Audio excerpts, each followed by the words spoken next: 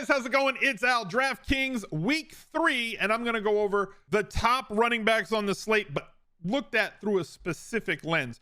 We focus on the 5-box running backs on this channel. I have 4 of them for you. I'm going to give you 2 other running backs, giving you the most clickbaity 6 running backs you must play on DraftKings in week 3. You won't believe number 4. Anyway, we're going to take a look at these guys, and specifically the 5-box running backs, because historically you can get value over projection from running backs who check off any one of the 5 boxes, but when they check off all 5 at the same time, that's great. Running backs that play at home, running backs that are favored, have inclusion in the passing game, get over 20 projectable opportunities a game, and get those extremely valuable inside the 5 carries. Those are the 5 boxes. 1, 2, 3, 4, 5. That's all of them. The first 4 running backs in this video, check every single one of them off. And sometimes guys that do that fall way under the radar and make great tournament plays. Mostly they'll end up being the chalky cash game plays, kind of like our boy Dalvin right here. But there's some other plays that might fly under the radar. So let's go. He's a legend. The week 3 Smiz Gang Listener League is up. You guys filled it last week super early. So if you're trying to play in this game, I know that some of you got locked out on Sunday morning. It may not be there on Sunday morning. So make sure that you reserve your seats now or enter dummy lineups now. It's a $10 entry. It is 3 max. You can only enter 3 lineups at a time, and $40,000 in the prize pool. 10% of first. 10% of the prize pool goes to first, 10% of first goes to 10th. So a nice rounded out payout arc on that one. Smizzle.tv/links. We'll have the link to that and everything else I do. If you wanted to follow me on Instagram, on Twitter, if you wanted to be a part of the Twitch stream, go to smizzle.tv/links. Everything is there, including our charity drive. As you can see, we're moving along right now. And if you have benefited from the content that we have on the channel, if you just like the content, if you had a winning week in week 2, take a couple of seconds, go through the smizzle.tv/links link tree and donate a little bit to the charity fundraiser that we are doing this year. We'll go over it later in the video. Running back number 1, you saw him on the cover. It's Dalvin Cook. He's really good. However, people are like, I could see the Smiz Riot emotes in chat already talking about Dalvin Cook, as people are not really all that happy with the way that Dalvin Cook has started the season, because 6 carries on Monday night, 6 targets, that's like 12 opportunities, 4 receptions, 23 touches in week 1. He didn't do all that much. No touchdowns so far in the year. Let's look at it through this lens. Dalvin Cook has played against Green Bay's very tough defense and Philadelphia's buzzsaw right now, right? So like, this is a tough start to the season for Dalvin Cook from a matchup perspective. Now he gets to go, back home. They play a home game, albeit on somewhat of a shorter week, but they are 7-point favorites. He's a legend. Ethies, thank you very much for the $100 donated to No Kid Hungry. See, look at the bar. It moves up as soon as he donates. His name goes down over there on the channel. It's great. Appreciate you guys donating to the charity. I really do appreciate that. We have a $50,000 goal. We'll talk about it in a little bit. Dalvin Cook, they've got a 53 total. Vikings are going to be all over the slate this week, right? Whether you're talking about quarterbacks, whether you're talking about Justin Jefferson, they'll probably be one of the top stacks on the week. They're not all that expensive, partially because of the fact they were playing on Monday night, and players that did well over the weekend got boosted. They didn't have a chance to go up or down. And Dalvin Cook's price kind of sits at a weird spot where, like, he may not be as highly played as everybody else because his price didn't come down after Monday night. So it can work both ways. Sometimes we get values because of the players that play on Monday night who do really well. And sometimes guys that don't look as good, or offenses that don't look as good, those players can end up being a little more contrarian because superstar prices stay superstar prices and don't get to adjust. So love this spot for Dalvin Cook. I love the fact that they have thrown him the ball 11 times in the first 2 games. I think that's pretty fantastic in this new 1-back offense that they are utilizing way more often.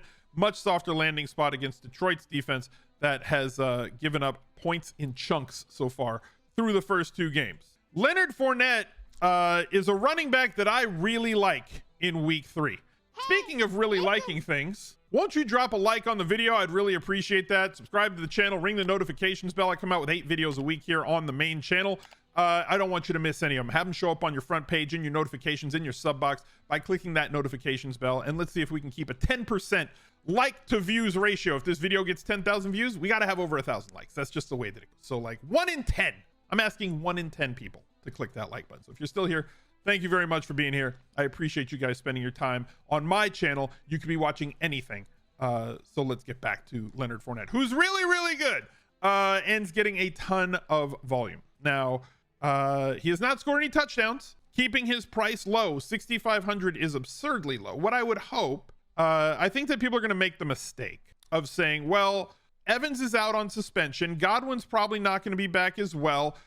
We need him to have better play from his wide receivers. We saw this last week with Indianapolis, and how it trickled down to Jonathan Taylor and his ability or inability to have a big game because they could not consistently move the chains. I think the Buccaneers are in a little bit better spot at wide receiver than were the Indianapolis Colts. They just brought in Cole Beasley to play a little bit more in the slot. Russell Gage is a capable professional wide receiver. They have guys that get downfield with Scotty Miller and with Darden and everybody else. So like, hopefully those guys can chip in here to move the chains a little bit. Cam Brate running at tight end. He'll run less wind sprints this week. So Leonard Fournette probably going to see more than 4 targets in this one, and is in a spot where if they get close, they're going to start feeding him because they've just got to get close a little bit more often. But really good floor here, and you know that he's got the trust. It's not a situation where people thought, well, if Rachaad White could come in and take snaps away. Nobody's taking snaps away from Leonard Fournette. He is always on the field for this Buccaneers team, has the trust of Tom Brady, and Tom is going to demand the players that he wants in the huddle with him at all times. And right now, that's Leonard Fournette. Way too cheap for a guy who is in not the nut spot in terms of matchup, but a really great spot in terms of price, in terms of being at home and favored, and the fact that he should get 5+ targets in this game, and they have to start moving the ball a little bit more. 39 points through 2 games is not the way that this Buccaneers offense wants to operate.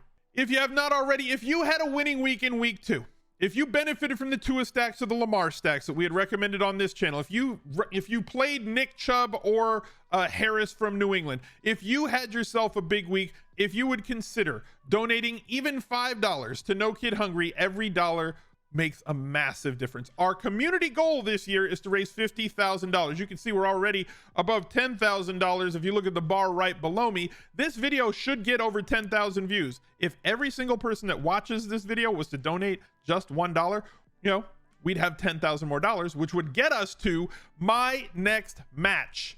Every $10,000 the community raises, I will match $10,000 myself.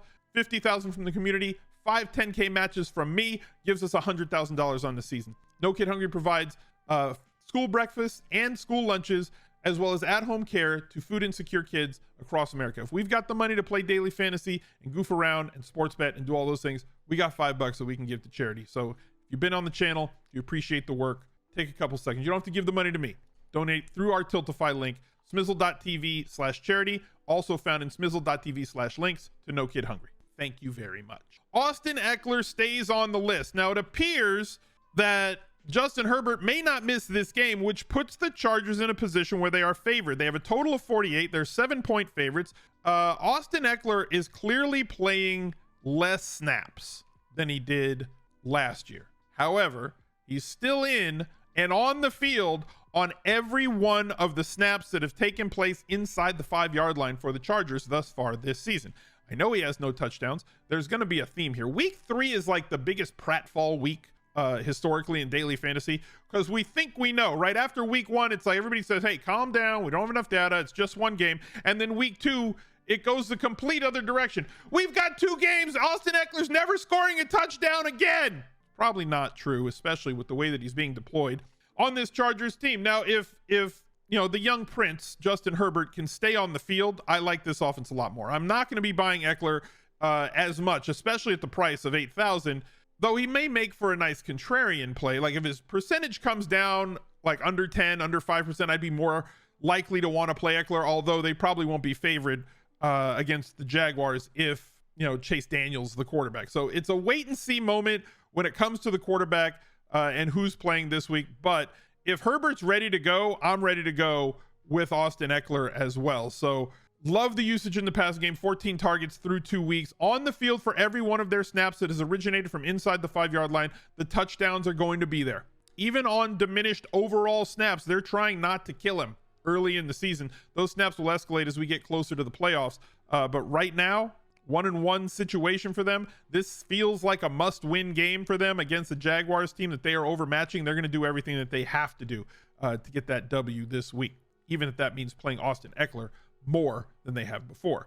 David Montgomery is in play this week. I know that all of you just rolled your eyes so hard that they might have broken the orbital socket in your skull, but I'll repeat that.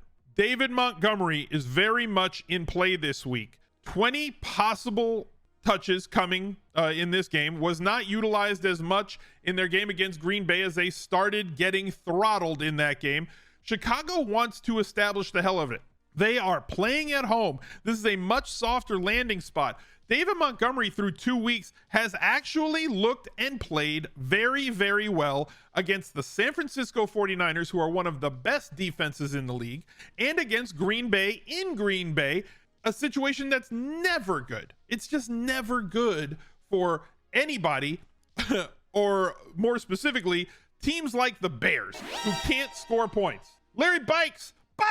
Thank you very much for the $50 donated to No Kid Hungry. Really appreciate you, man. Thank you for being a part of our charity fundraiser so far this season. But getting back to David Montgomery, he's in play. I know that you don't want to play him. They are at home. They are favored. And while I understand that the Texans defense has done well the first 2 weeks, this game does not have a really high total, mostly because the Bears are going to play slow. And they don't really have the wide receivers to blow games wide open, but they have to establish the run. They're going to want to do that on the ground here. They are 3-point favorites. Checks off every box, utilized in the passing game, averaged 8.1 yards per carry against Green Bay. Looked really spry doing it, was making people miss. One of the best in the league at evading tackles and breaking tackles. This could be a really nice spot for him, and his price is only $5,900. So for sub 6K, there's very little risk here for a 20 opportunity running back with all the usage inside the 5. I like David Montgomery. I'm hoping that I like him way more than the field, but I feel like once projections start coming out later in the week, being as projection heavy a game as daily fantasy is right now, people are just going to like gulp and just play David Montgomery and be where he is. Now, a couple of guys who are not $5 running backs, but are good plays this week. Joe Mixon going up against the New York Jets. We were on Nick Chubb last week in a very similar situation.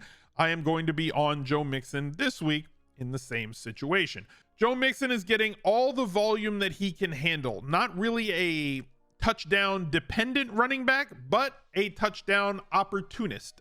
He will score when they get close. Cincinnati aspires to define itself as a running the football team, even though they have Joe Burrow and Chase and Higgins and all the ability through the air. They want to have that identity as being an establish it team. 20 plus opportunities in both games with a low of 23. Week 1 is a bit of an outlier against Pittsburgh, considering that he did have like 100 plays. Like Cincinnati just ran 1 million plays that week. The average is like 68 plays per game. League wide, it's like 68 to 70. It's in there how many plays you run a game, and like they ran like 100 in week 1 against Pittsburgh because they were playing from behind. The game got really long and everything else as far as that's concerned. So like in a normal game, it's going to play more like this, where he's going to get 17 to 23 carries on the ground, and he's going to get 4, 5, 6 targets through the air. And there is nobody better on this roster at inside the 5 carries. So while they are playing on the road in this one, the Bengals are 4.5 point favorites, total of 45 here against the Jets. The Jets defense is okay, but Quinnen Williams left that last game. Their run stuffing defensive tackle, Nick Chubb, ran all over them last week. Joe Mixon has the same opportunity this week at 7,600. And we're going to round it out with Miles Sanders, another guy who's getting great volume right now, is only 5,500. We had him in the first look lineup. 3 targets is fine. 17 carries is fine. On an offense, it's going to march up and down the field against pretty much everybody that they play.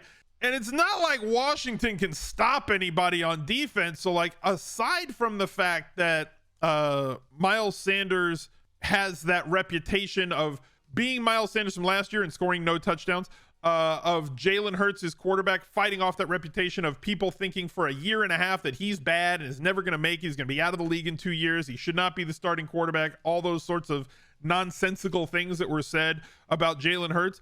Now it looks like this offense is what we thought it was on this channel, which was an arrow up offense that was going to be impossible to defend, with AJ Brown on one side drawing double coverage and Devontae Smith on the other side, a fantastic route runner in single coverage, and Jalen Hurts putting tremendous pressure on every single defense, which leaves Miles Sanders running against tremendously light boxes in RPO situations as well. He is just feasting right now, and he should continue to do that against a defense that's gotten completely throttled the first 2 weeks of the season. Washington just has no ability right now with their front seven to stop anybody. Game has a total of 50. The Eagles are favored by 4. A lot of people are going to be on Jalen Hurts. He's going to be extremely popular. They're obviously going to stack him in tournaments. Miles Sanders, to me, is a really solid play at running back here in week 3. So look out for another video right there. He's a legend.